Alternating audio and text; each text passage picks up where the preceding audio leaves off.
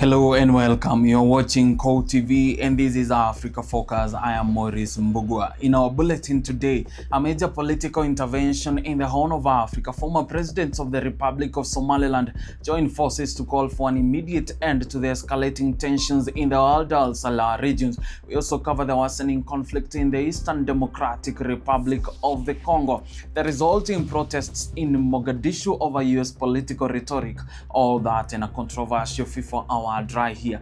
Africa Focus starts right now.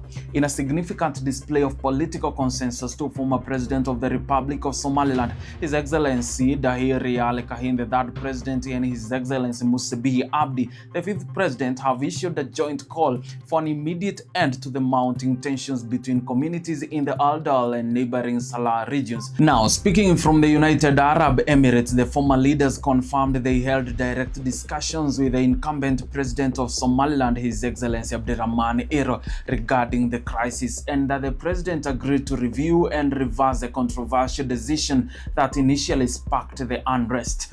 The crisis stems from the recent violent clashes in Borama, which followed a book presentation event concerning the Hargeisa customary tenants. Following the clashes that resulted in fatalities and injuries, President Ero delivered an address to the nation calling for calm, peace, and social unity, and confirming the suspension of the event. He emphasized his readiness to take any necessary steps to protect civilian lives and safeguard the national interest of Somaliland. Now, former President Riale specifically appealed to the youth of Awdal to halt all forms of violence and heed to the guidance of their traditional elders and intellectuals. The former president also reported that they contacted the paramount sultan of the clan to help reinforce brotherhood and reconciliation. Meanwhile, former President Bihi urged Awdal residents to welcome the peace delegation currently in the region, reminding them of the country's long tradition of mutual respect for Awdal delegations. In a strong related statement, the government of the Republic of Somaliland condemned the continued interference and destabilizing actions allegedly carried out by the federal government of Somalia in relation to the Borama incident. The government asserts that these actions are coordinated and designed to inflame tensions and deepen divisions, constituting a grave violation of international norms. The government has confirmed that relevant institutions are working to commission an inquiry to establish the facts surrounding the tragic events. Moving on to Central Africa, the glimmer of hope for peace in the Eastern Democratic Republic of the Congo is swiftly being extinguished as the region once again descends into chaos. Intense fighting between the Congolese army and M23 rebels has intensified dramatically, forcing thousands of men, women, and children to flee their villages in South Kivu in a forced exodus, carrying what little belongings they can. Thousands of Congolese reportedly fled under relentless bombing on Saturday.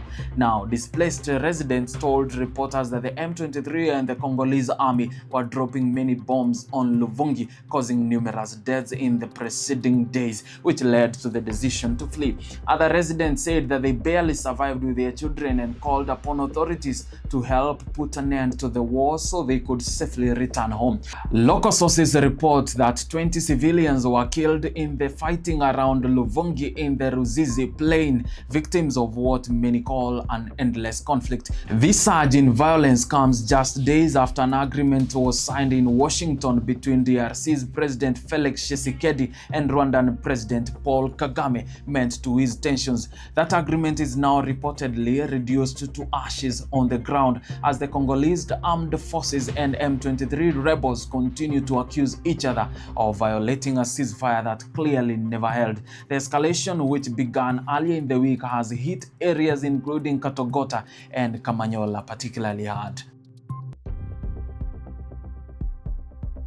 Now, moving across the continent, hundreds took to the streets of Mogadishu Friday to voice their outrage following US President Donald Trump's highly offensive rhetoric about Somali immigrants. Now, speaking at a cabinet meeting earlier in the week, President Trump was reported as saying that Somali Americans contribute nothing and that the US government did not want them in the country. These comments have been met with shock and widespread condemnation both in the US and in Somalia.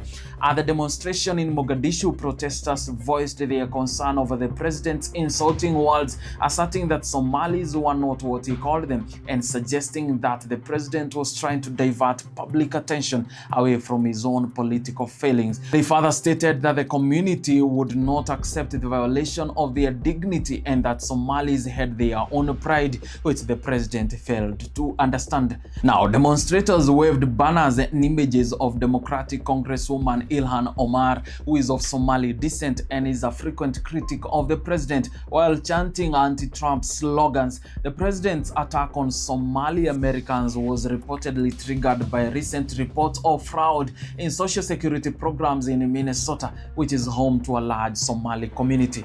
Now, state leaders, including Minnesota Governor Tim Walz, have also publicly condemned President Trump's remarks.